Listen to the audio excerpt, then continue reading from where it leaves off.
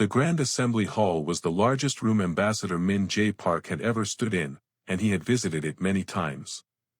Its ceiling stretched upward like the inside of a massive dome, layered with faintly glowing panels that shifted color depending on the atmospheric zones inside.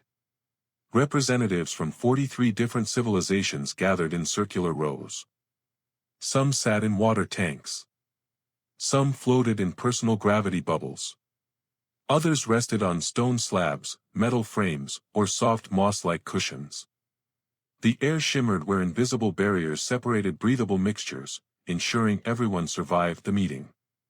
Min Jae wore Earth's traditional diplomatic outfit, a plain black suit with a faint silver band around the collar. To him, the uniform represented discipline and humility. To some alien species, it probably looked like ceremonial sleepwear. He had long stopped worrying about that. For 20 years, Earth had been a probationary civilization, allowed to speak but not vote. Today was the final evaluation. One decision would determine whether humanity finally earned full membership or remained stuck at the galaxy's lowest political tier. He stepped onto the central platform. His voice was steady. Honored delegates, Earth petitions for full membership. We have fulfilled the terms set during our probation. Our trade agreements remain in good standing. We have collaborated on 17 research projects. We maintain peaceful relations with our neighbors. And as instructed, we have built defensive forces adequate to protect our territory. That last line sent ripples through the chamber. Several delegates shifted or brightened their colors, signs of discomfort. The Zereth Dominion's representative, War Master Crawlist, rose first. His species resembled tall reptilian warriors with plates of scales that shone like cut gemstones. His voice vibrated through the chamber. Adequate? Humans call a fleet of 50,000 ships adequate. A hologram flashed to life beside him, a swirling map of Earth's orbit, dotted with ship markers. This is not a defensive fleet, Crawlist continued. It is a swarm, an attempt at power through sheer numbers. These vessels are mostly retrofitted cargo shells and converted mining barges, not true warcraft. Yet the humans built them in quantities greater than some empires produce in centuries. A few delegates tried to hide their amusement. Others didn't bother. Some species hissed, clicked, or emitted bright flashes that served as laughter. It wasn't the first time Min Jae had heard such reactions, but today it felt different. Today it carried weight. Another representative floated forward, Kaylin, a Pharaoh whose translucent jelly-like body pulsed with soft colors. The Zereth has raised an important concern. Why would a young species require so many vessels? Why choose quantity over refinement? A Telkari commander clicked his long, jointed limbs. These designs are crude. Weapons are primitive, power systems inefficient. A civilized military builds with precision. Humans build with enthusiasm. More laughter. Min Jae remained still, hands loosely clasped behind his back. When the noise died down, he spoke evenly. We constructed what we could with the resources we had. Nothing more. Crawlist sneered. Then why not fewer, better ships? Unless you lacked the knowledge. Unless you feared weakness. The council speaker, a tall, ancient Valdrine resembling a living tree, raised a branch-like arm. The motion is on the floor, extension of humanity's probation. Lights illuminated around the room. Min Jae counted. 37 in favor. 6 abstentions. 0 opposed. The decision was made. Probation continued. As the hall emptied, Crawlist passed Min Jae with a satisfied tilt of his scaled head. Min Jae never looked back. He simply walked out, calm as always. But inside, Earth had already changed direction. And the galaxy would soon learn how deeply it had misunderstood humanity. But the Council had no idea what message Min Jae would send that night, or what the disappearance of 50,000 ships would mean for every species watching Earth. The ride back to the Earth Embassy was silent. Min Jae Park sat in a transport shuttle with two security officers, both human, both staring forward with the same expression he wore, calm, unreadable, almost practiced. Outside the shuttle's window, the lights of the galactic capital shone like a cluster of living crystals, but Min Jae barely saw them. The council had laughed today. Not the first time. But certainly the last. The moment he arrived at the embassy, he walked straight to the secure communication room. Only a handful of people on Earth or anywhere else knew this room existed. An armored door slid shut behind him, sealing him inside a small chamber with a single terminal connected to a quantum relay. The system guaranteed that anything sent through it would arrive instantly back home, completely untraceable. Min Jae typed one line. Just one. Protocol homecoming. Unanimous approval. He pressed send. For a long moment, he simply sat in the dim blue glow of the terminal. His heart didn't race. His breath didn't quicken. The decision had already been made years ago. This moment was merely the spark that activated everything. Through the window, he could see the distant stars beyond the capital's atmosphere. Somewhere in that star-filled darkness, 50,000 vessels drifted quietly. For 20 years, they had remained exactly where the council required them to be. They never moved without reason. They never acted without permission. But now permission no longer mattered. Those ships weren't sleek. They weren't sophisticated. Many were built from repurposed civilian frames. But each one carried a purpose older than the council itself, human survival. And human survival rarely followed anyone else's rules. Min Jae stood up, straightened his suit, and stepped out of the secure room. His security officers waited outside. Back to the diplomatic floor, Ambassador, one asked. No, Min Jae answered gently. Let's go to the observatory deck instead. He rarely requested anything for himself, so the officers exchanged glances before nodding. They escorted him through quiet halls until they reached a circular room with a transparent dome. Stars shone above like frozen sparks. The ambassador walked to the center and clasped his hands behind his back. They believe our fleet is dangerous, he said quietly, mostly to himself. But they never asked what it was truly built for. The officers stayed silent. They had heard rumors. Everyone in Earth's diplomatic corps had. But no one ever spoke openly about protocol homecoming. Min Jae watched the stars for several minutes, then finally turned away. Prepare a briefing for Earth Command, he said softly. Events will move quickly now. He didn't smile. He didn't frown. He simply accepted the next step. Because the Council's decision did not stop humanity. It activated humanity. And far away, in the Sol system, the first signs of change appeared in the shadows of Earth's orbit, signals the other species would notice far too late. 3 days after the Council's decision, War Master Krallist was reviewing routine intelligence logs inside his flagship. The Zereth Dominion never truly slept, their military watched everything, especially young species like humans. He expected the reports to be boring, cargo shipments, routine patrols, background radiation spikes. But then his communications officer rushed in. War Master, we're detecting unusual movement in the Sol system. Krallist straightened. What kind of movement? The officer pulled up a screen filled with bright dots, Earth's fleet. The human vessels began coordinated maneuvers 2 hours ago. All 50,000. Krallist stepped closer, his reptilian eyes narrowing. Human ships rarely synchronized anything with such precision. They were slow, clunky things, barely more than drifting asteroids with engines. What formation are they taking? He asked. Inward, the officer said. They're closing around Earth itself. A tightening defensive ring. Krallist nodded. A show of force. Typical of desperate species.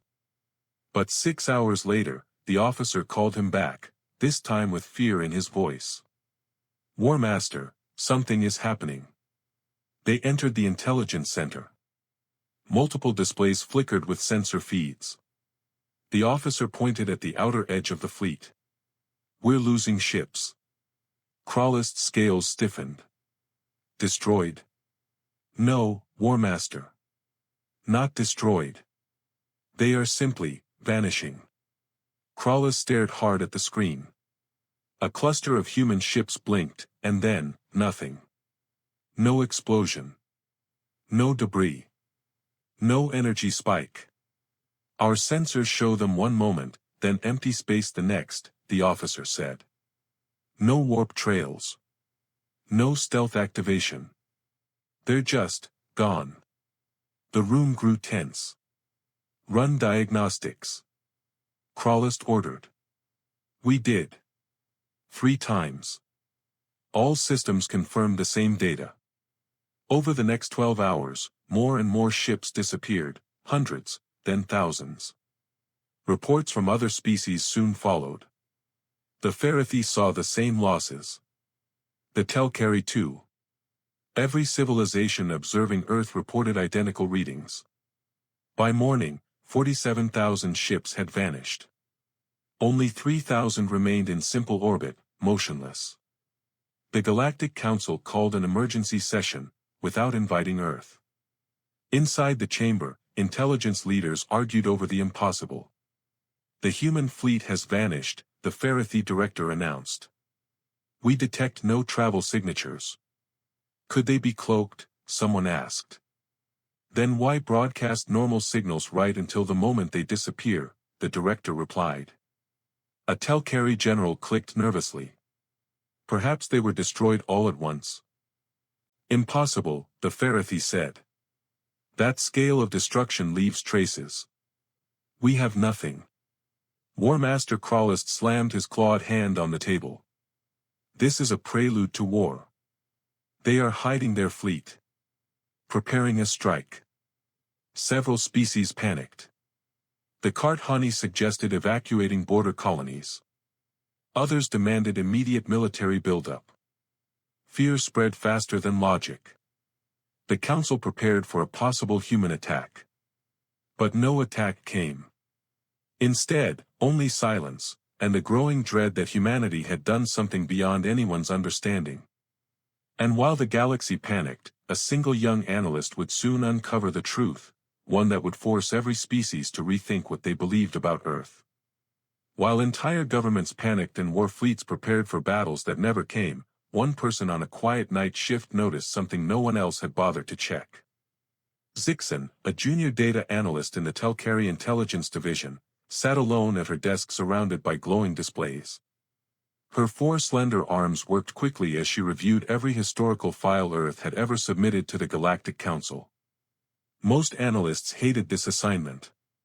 The reports were long, boring, and painfully detailed. But Zixen liked details. Details told the truth when fear tried to hide it.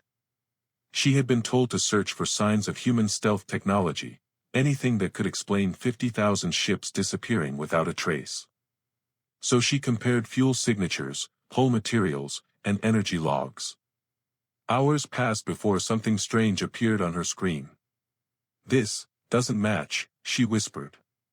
She pulled up the specifications of the so-called warships Earth had fielded for 2 decades.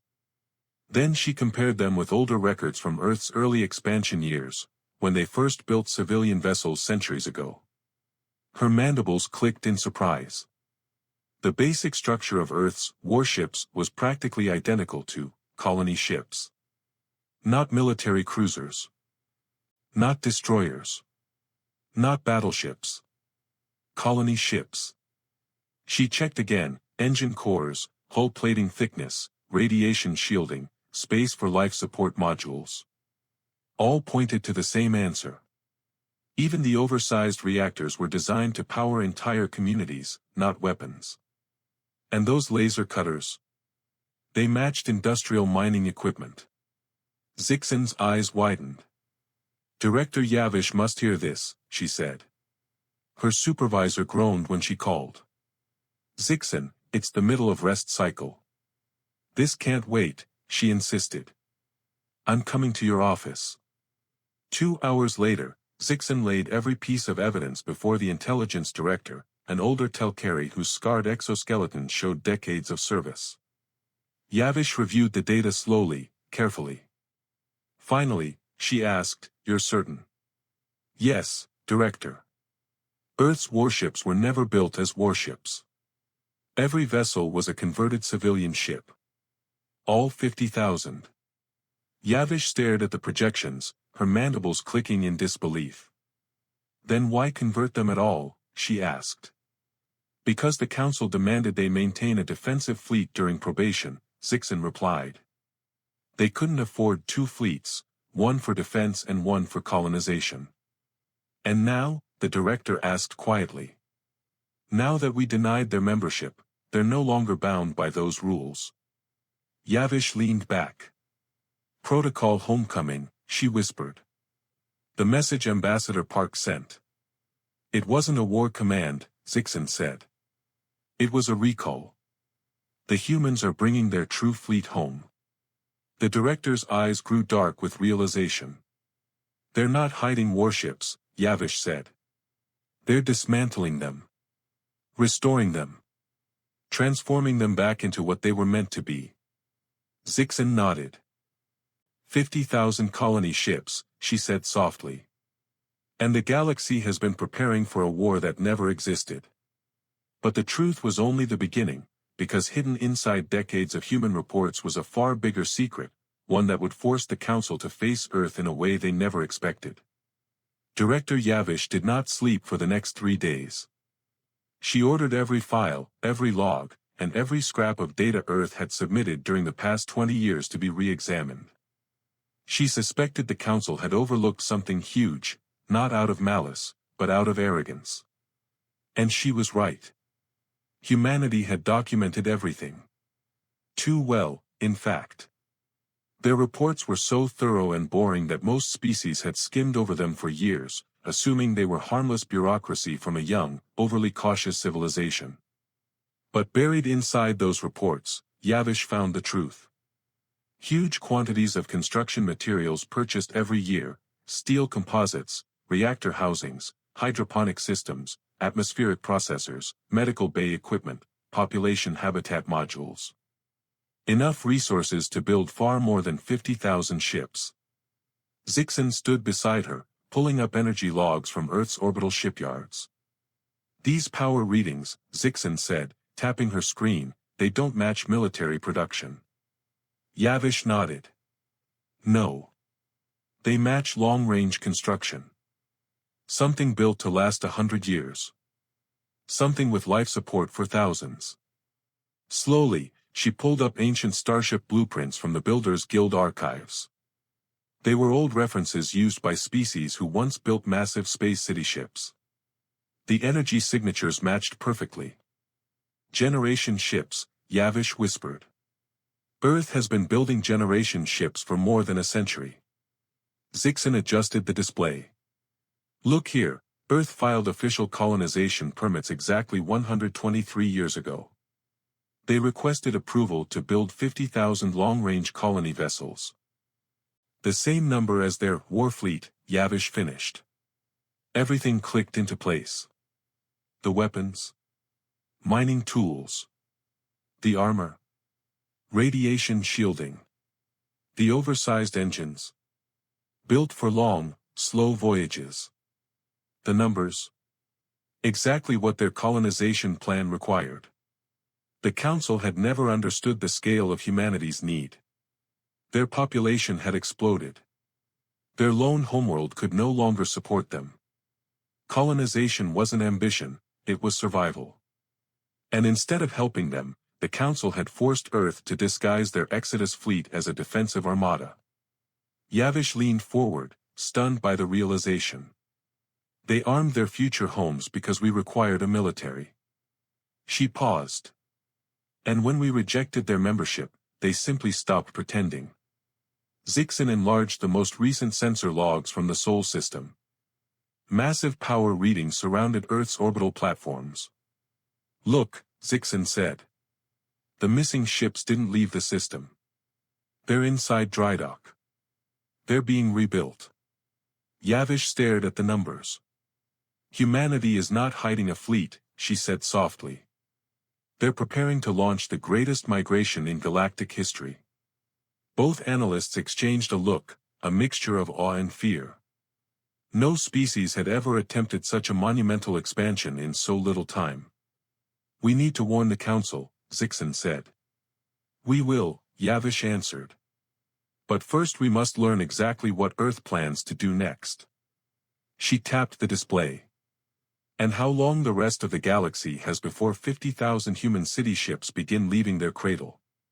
But when the Council finally gathered to hear the truth, they would discover that Earth's plan was bigger, and more urgent, than anything they could have imagined.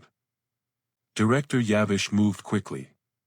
The more she studied the data, the more she understood that the galaxy had misread humanity, not just their ships, but their entire future. She summoned analysts from multiple species and shared her findings. At first, they doubted her, but as each team checked the numbers themselves, their disbelief turned into quiet alarm. Within a single day, the investigation expanded. The Farathi found records showing that Earth had purchased massive quantities of biological preservation equipment, seed vaults, gene banks, medical archives. These were not items for war. They were the kind of species used to transport entire ecosystems. The Rothani uncovered trade manifests listing atmospheric processors by the thousands. Not one or two, but enough to reshape dozens of planets.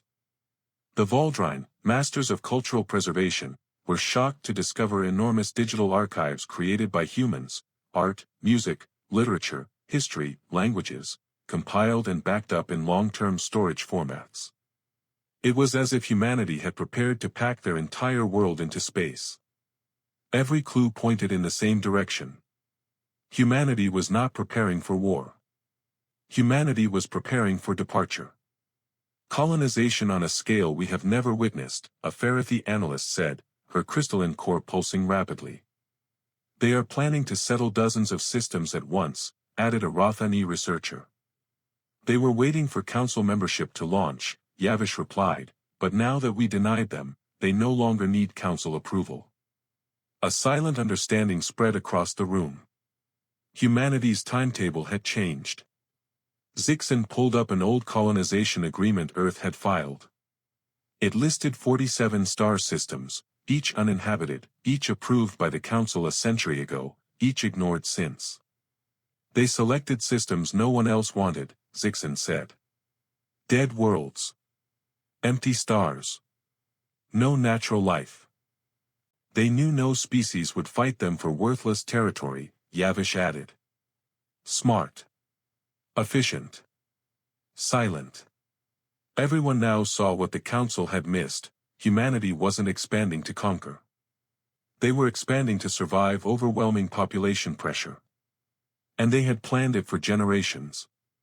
Finally, after 3 days of non-stop analysis, Yavish prepared a formal report.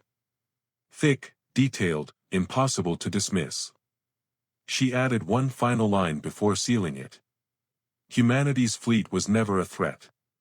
It was a promise, to themselves. With the file complete, she contacted the council speaker. We need an emergency session, she said. Again, the speaker asked, tired. Is this about the disappearance of the ships? No, Yavish replied. It is about what those ships truly are. And what will happen when they launch. A long pause followed. How serious is this, Director? Yavish answered with the truth. It will change the political shape of the galaxy. Forever. And as the Council prepared to face humanity's real intentions, Earth's shipyards pulsed with new light, because the first-generation ships were nearly ready to depart. The emergency session chamber filled faster than usual. Representatives from all 43 species attended in person, even those who typically joined by HoloLink. Fear had changed their priorities. Fear, and curiosity. Everyone wanted to know what happened to the human fleet, and what Director Yavish had uncovered. The council speaker stood at the center. Director Yavish, you have the floor. Yavish entered with a calm firmness that silenced even the loudest species. She carried a single data crystal. When she placed it on the central console, dozens of holograms lit up around the room, images of Earth's ships, trade records, energy logs, construction reports, and maps of uninhabited star systems.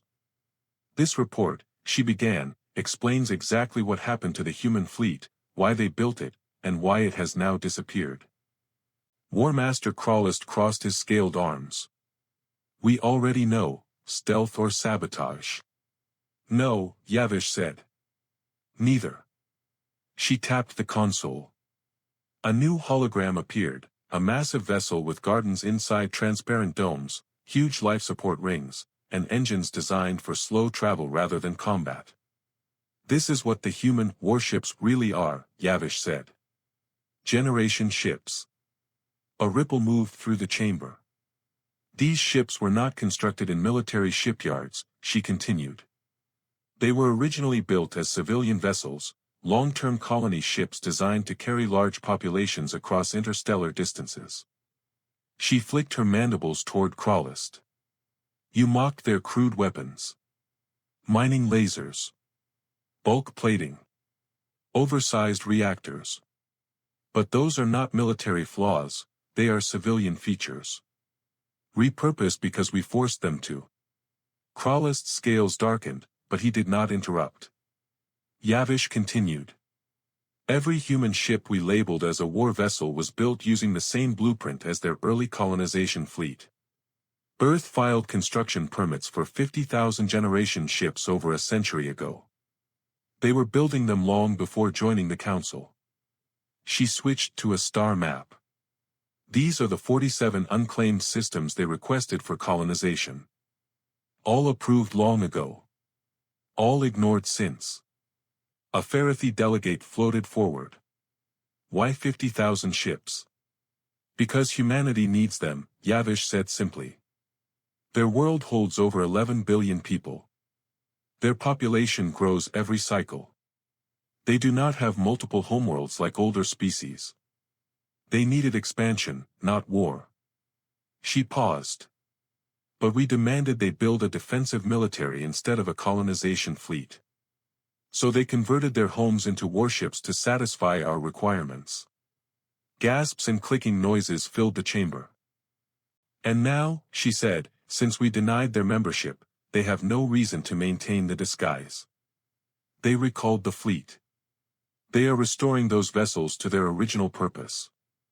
What purpose? Arathani asked. Migration, Yavish answered.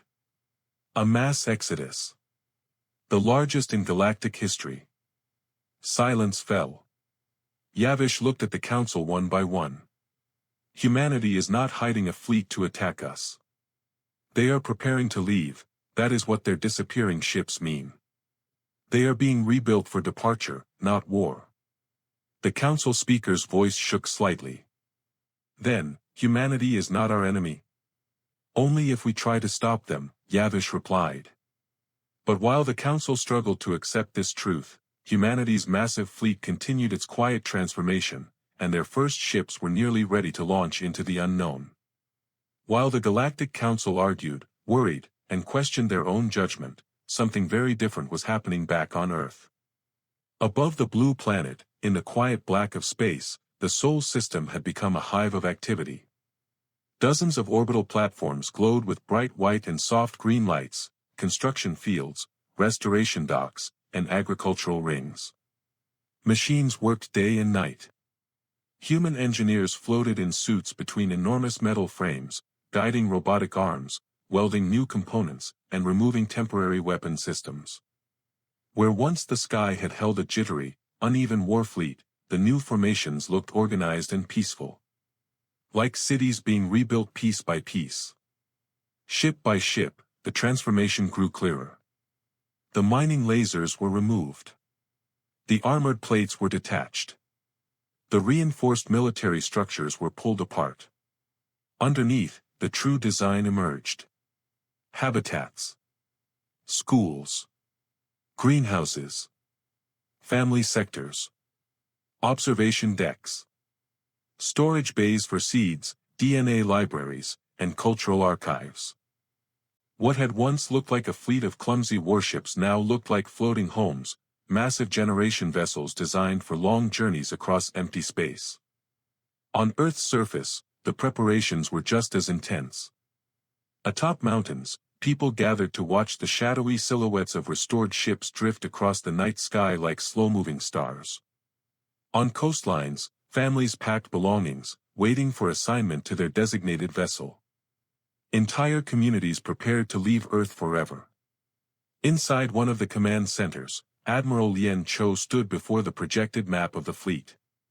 She had overseen the reconstruction from the beginning. "Status report," she said. A young officer read from his tablet. "Ship refits at 74%. Terraform platforms are fully converted. Factory ships are ready for launch." "Civilian boarding?" Admiral Cho asked. "First waves have begun. Priority goes to families chosen for the earliest colony worlds. And communications with our ambassadors? Ambassador Park is awaiting the Council's reaction." Cho nodded. "They'll be shocked. They will argue. But they cannot stop us. Not legally, and not morally." The officer hesitated. "Do you think they'll try?" The admiral looked out at the shining arc of ships forming around Earth. "I think fear makes powerful species foolish. But I also think they're beginning to understand us." She folded her hands behind her back. "We are not leaving to challenge the galaxy.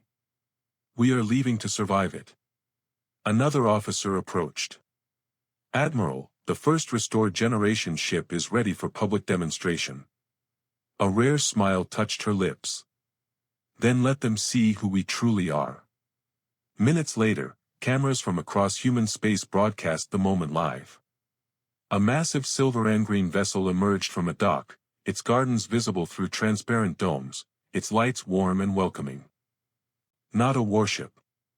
A city, alive and hopeful. Billions watched. And so did the Council. But as humanity prepared to step into the stars, the Galactic Council faced a new question: should they welcome this rising power, or fear what they could become? The Galactic Council did not react calmly to Director Yavish's revelations. The chamber filled with heated voices, flashing colors, vibrating sounds, and shifting temperatures, each species expressing fear or confusion in their own way. The speaker tried to maintain order, but chaos spread like wildfire. "They are creating an empire," shouted a Karthani representative, its fur standing on end. "They will control dozens of systems," a Telcari commander clicked sharply. "Too many for one species. We must intervene before they launch," a Zereth delegate insisted. "If 50,000 colony vessels spread across the stars, humanity becomes unstoppable." Others pushed back. "You cannot punish them for surviving," argued a Farathi elder softly. "They are simply doing what we all did, only faster." "They followed every rule," said a Voldrine diplomat. "We demanded defensive capabilities, they complied. We denied membership, they moved on legally. It is our arrogance that caused this," added the Rothani diplomat. "Not their deception." War Master Krallist, who once mocked humanity openly, now sat silently. His scales shifted slowly, a sign of deep thought in his species. Finally, he spoke. "We feared their war fleet," he said. "But it turns out their true strength is not weapons." The chamber quieted. "It is will," Krallist continued. "Their stubborn drive to survive. Humans do not wait centuries for approval. They build their own path." Director Yavish nodded. "And if we try to block their path now, we risk starting the very conflict we once feared." That statement shook the chamber. The council members exchanged uneasy glances. Everyone understood the truth. Humanity did not want war, but they would fight if forced. The speaker tapped the platform. "We must vote on our next steps." "But silence means we accept their massive expansion," a Karthani voice objected. "Opposition means we provoke a war with 50,000 potential war-capable vessels," the speaker countered. Peaceful or not, they will reshape galactic trade, the Telcarry commander added. Their factory ships alone can change economic balance. They already have, the Farathi elder said. Many of our colonies rely on their construction services. The council debated for hours. Some demanded restrictions. Others begged for cooperation. A few simply wanted to ignore Earth and hope for the best. But one fact overshadowed every argument. Humanity would launch whether the council approved or not. When the exhaustion settled and the shouting faded, the speaker finally raised her voice. We misjudged humanity once, she said. We must not make a second mistake. The council chamber grew silent. What we do next will determine the future of interstellar politics, she continued. We can meet humanity as partners, or as frightened enemies. War Master Crawlist rose slowly. For the first time, he said, I suggest caution. Humanity has already shown they can surprise us. I do not want to discover what they will do if cornered. His words carried weight. The galaxy held its breath. And as the council struggled to choose a path, Ambassador Min Jae Park was summoned once more, this time to answer for humanity's destiny. Ambassador Min Jae Park received the summons at dawn, Earth time. He stood alone on the embassy's balcony, watching the quiet glow of the galactic capital as alien suns rose across the skyline. The message appeared on his wrist link as a brief line. The council requests your presence for clarification. Immediate. He knew this moment would come. He straightened his black suit, took a slow breath, and left the embassy. His security detail walked silently behind him as the transport shuttle descended toward the Grand Assembly Hall. Unlike the last hearing, when many delegates openly laughed, today the atmosphere outside the chamber was tense, almost nervous. As Min Jae walked inside, conversations softened. Some species looked embarrassed. Others looked curious. A few still eyed him with suspicion, but the open hostility from before was gone. He stepped onto the central platform. The council speaker addressed him with a degree of respect that had been absent during the previous session. Ambassador Park, she said, we ask for your help. We understand now that the council may have misinterpreted humanity's intentions. Min Jae offered a gentle nod. I appreciate the opportunity to clarify. A Farathi representative floated forward, glowing softly. Is it true? Were your ships always colony vessels? Yes, Min Jae replied calmly. Our generation ships were built long before our military requirements. We only added temporary defensive systems because they were mandatory. A Telcarry strategist tapped her claws anxiously. Why such a large number? Why 50,000? Min Jae activated a hologram. It showed Earth's population charts, crowded cities, and limited planetary surface space. Because we have more people than we have room, he said. Humanity grew faster than expected. We cured diseases, improved food production, extended lifespans. Our population reached 11 billion. And we cannot slow that growth without harming our culture. Some delegates blinked in surprise. Others murmured quietly. Min Jae continued. We had two choices, collapse under our own weight or expand. We chose expansion. A Rothani diplomat stepped forward. And now that your membership was denied, you move ahead without us. Min Jae nodded slightly. The council's decision changed our path, not our goal. We are still leaving. Our people cannot wait centuries for approval. War Master Crawlist rose slowly. His deep voice echoed through the chamber. Ambassador, these ships. They vanish from our sensors. They are being rebuilt. Prepared. Yes, Min Jae replied. We are restoring them to their true purpose. Crawlist hesitated. Do they carry weapons? Only those needed for navigation and safety, Min Jae said. But, War Master, if attacked, any tool can become a weapon. A mining laser cuts rock, or metal. The chamber grew still. Min Jae softened his tone. But we have no interest in conflict. We want homes, not conquest. The speaker leaned forward. And what do you want from the council now? Min Jae met her gaze calmly. Recognition. Respect. And no interference. Humanity will leave peacefully if allowed to do so. The speaker nodded slowly. We will deliberate. Min Jae bowed and stepped back. But before the council could decide, the first-generation ship prepared to launch, an event that would change the galaxy's opinion of humanity forever. The day humanity had waited over a century for finally arrived. Above Earth, the restored generation ship New Dawn floated like a silver moon. Its surface shimmered with fresh plating, transparent garden domes, and long observation decks that curved around its midsection. From orbit, it looked less like a machine and more like a peaceful traveling city, alive, glowing, and full of hope. Inside the ship, families gathered in large open halls lined with greenery and soft lights. Children pressed their faces against wide windows, staring at the blue curve of Earth below. Some were excited. Some were nervous. Some whispered that they already missed home. Yet everyone understood the importance of this day. On Earth's surface, billions watched worldwide broadcasts. Streets were packed with viewers standing shoulder to shoulder. Cities dimmed their lights so the glowing ship could be seen more clearly across the night sky. Even the oceans reflected its brightness, forming shimmering trails on the waves. In the Seoul Fleet Command Center, Admiral Lien Cho stood before a massive holographic display showing the ship's systems, engine status, life support, navigation, and population distribution. Confirm readiness, she ordered. A communications officer replied, all decks report secure. Terraform platforms standing by.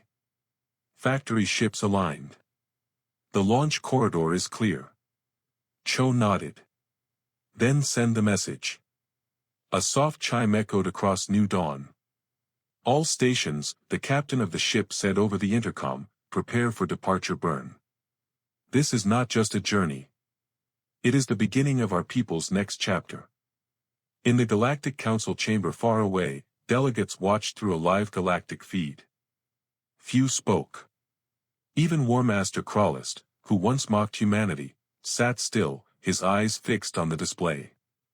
Slowly, the ship's engines brightened. Blue-white rings illuminated beneath the vessel, spreading gentle ripples of light that rolled across its structure. Then came the sound, deep, soft, almost musical, a resonance that vibrated through orbit. The engines fired. Not violently, not destructively, but gracefully. The ship moved forward with steady momentum, sliding toward the outer solar lane like a whale gliding through dark water. Billions on Earth cheered. Millions cried. Families held hands as they watched their loved ones drift into the stars. In the council chamber, silence reigned. The speaker spoke first, her voice unusually soft. They are not launching a weapon, she said. They are launching a future. Director Yavish nodded. And they are doing it exactly as they promised, peacefully. Krallist exhaled slowly. One ship today, he murmured. But thousands will follow. And none of us can stop them, the Pharaoh elder added. Nor should we. The New Dawn drifted farther from Earth until it became a bright moving star, cutting through the black sea of space toward its chosen system. Humanity had taken its first true step outward. One ship. One dream. One beginning. But as the galaxy watched the peaceful launch, whispers began to spread. What would happen when all 50,000 ships followed, reshaping borders, economies, and the balance of power forever? The launch of New Dawn sent a ripple through the galaxy that no sensor could track but every species could feel. Not fear, at least not the sharp, immediate kind, but a deeper, slower uncertainty. A question that spread from embassy halls to border stations. What happens to the galaxy when humanity begins to spread? In markets across the galactic capital, merchants replayed the launch feed over their stalls. Farathi traders floated silently, their crystalline cores dimmed in thought. Telkari miners paused their work, clicking quietly to one another. Even the Zareth soldiers, usually stern and unmoving, watched the replay screens with puzzled fascination. The ship had not looked like a threat. It had looked like hope. But hope from one species could still mean disruption for others. On the industrial world of Reth-4, the Rothani Consortium convened a private meeting. Their economic advisors displayed charts showing how humanity's factory ships had already boosted construction across several sectors.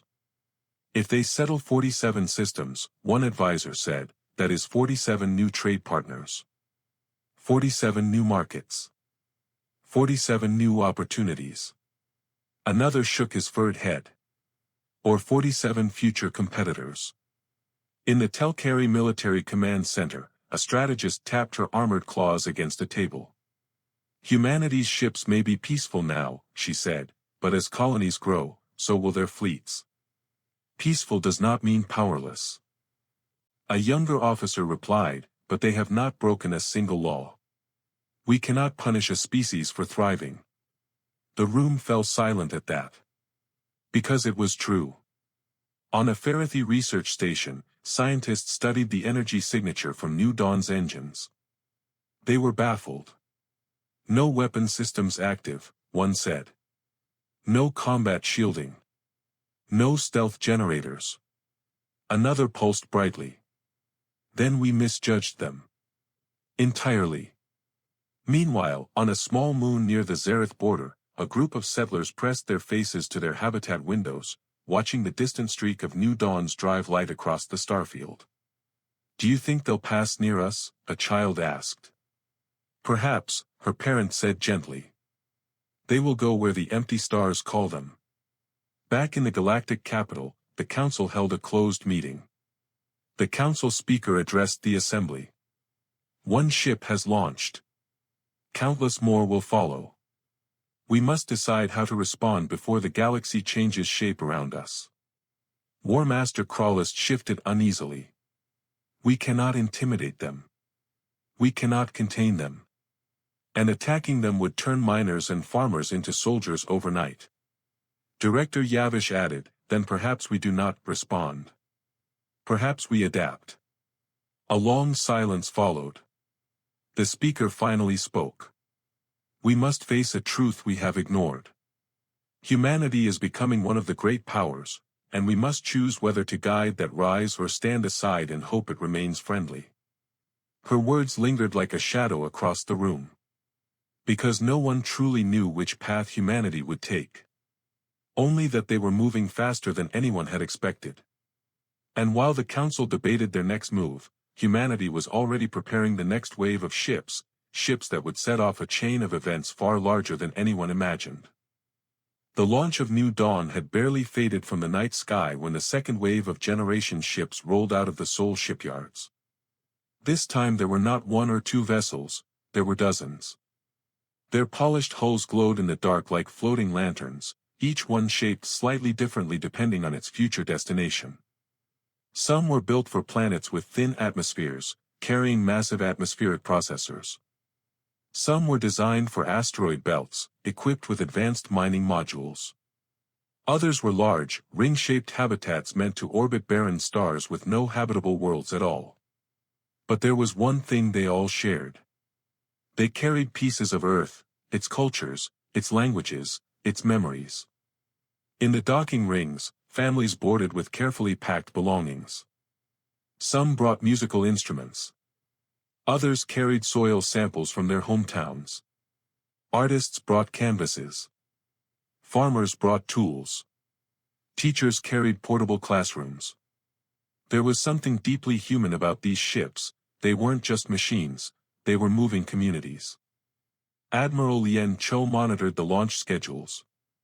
We cannot send them all at once, she told her officers. We stagger by hours, not days. If anything goes wrong, we must adapt quickly. A young technician asked quietly, Admiral, do you think the Council will stop us? She gave a calm, steady answer. They watched the first launch. If they intended to interfere, they already missed their chance. Meanwhile, on Earth, a wave of excitement mixed with bittersweet emotions washed through the population. Billions watched the second wave preparations. People shared videos, farewell messages, and prayer songs from every culture. Entire cities held candlelight ceremonies honoring those leaving, and those staying behind to continue guiding Earth. Far away, in the Galactic Council chamber, the mood had shifted dramatically since the first launch. Delegates studied the live transmissions from Seoul in silence. "These ships look peaceful," a Valdrine diplomat said softly. "They look unstoppable," murmured a Telkari general. War Master Krallist watched the screens closely, his eyes narrowing, not with anger this time, but with respect. "This is no military expansion," he said. "This is a species refusing to let itself die under its own weight." Director Yavish added, "This is a species that plans centuries ahead. We must rethink how we deal with such a civilization." The council speaker nodded. "We must decide before the galaxy is changed beyond recognition." On the screens above them, the second wave of ships began to move into their launch corridors. Engines hummed softly. Lights rippled like gentle tides along their hulls. 10 ships activated their drives. 10 beams of soft blue light streaked across the void. The second wave had begun. And 49,000 more ships waited behind them.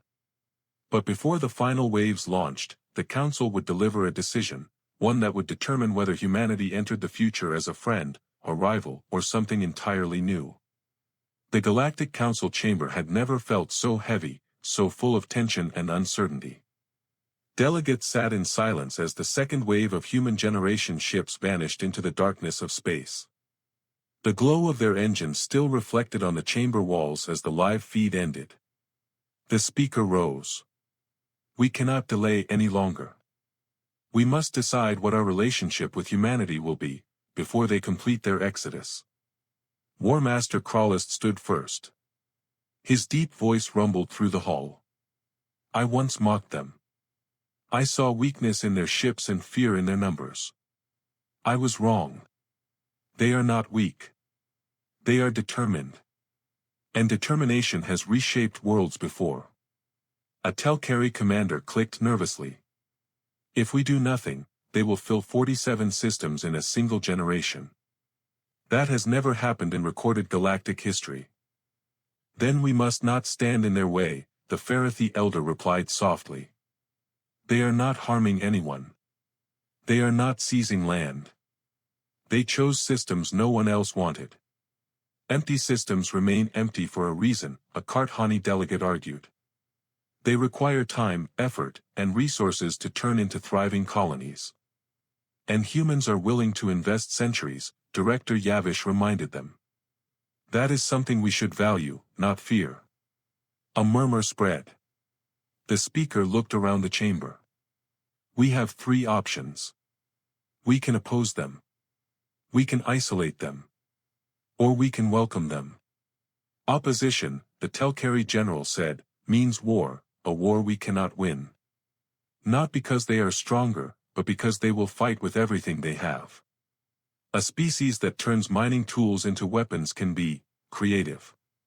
Isolation," the Karthani delegate said, "would make them distrust us forever." "And welcome?" asked a Valdrine diplomat. "Welcome," Yavish replied, "would make them allies. Collaborators. Partners." A long, heavy silence followed.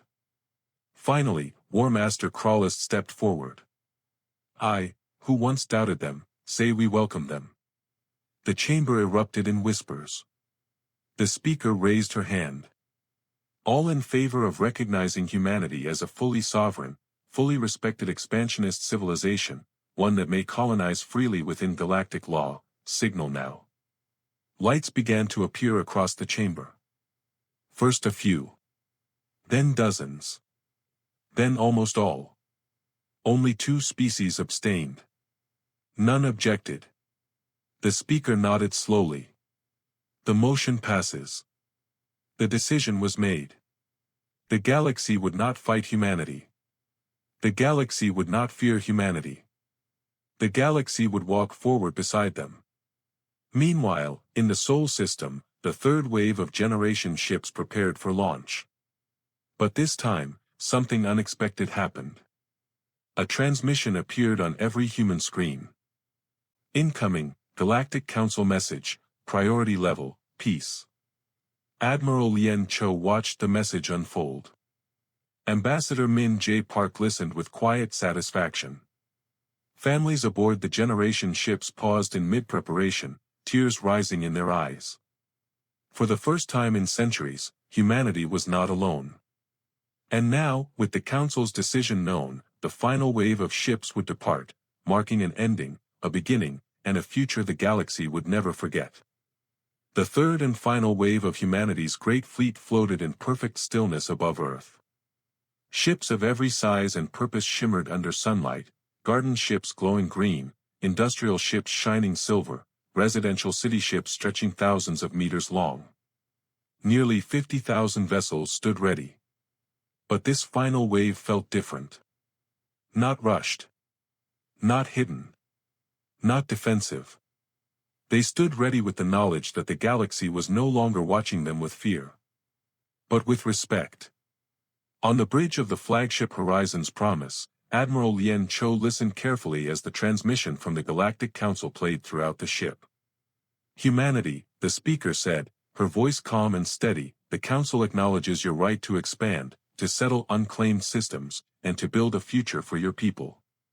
We welcome your presence in the galaxy, not as a threat, but as fellow builders, explorers, and partners. Her words echoed through every vessel. Families cried. Elders embraced. Children cheered. After centuries of standing alone, struggling, surviving, driven by necessity, humanity had finally earned something priceless. A place among the stars.